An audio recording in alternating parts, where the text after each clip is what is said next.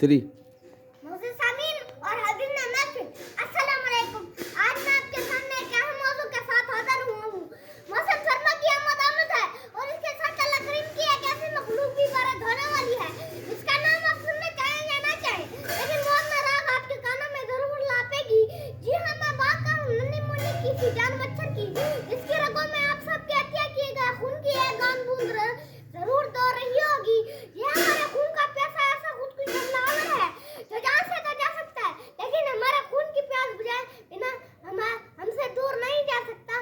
आली वकारी एक ऐसी चीज है जिसका मुकाबला दुनिया की सुपर पावर्स के करते हुए दांतों तले भी पसीना आ जाए,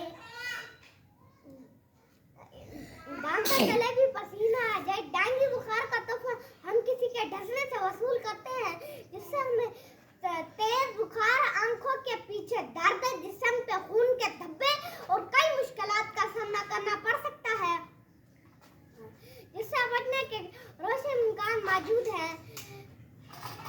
रात को सोते वक्त लोशन लगाएं, मच्छर भगाओ स्प्रे करें, मच्छरदानी का इस्तेमाल करें और गलियों में पानी जमा ना होने दें।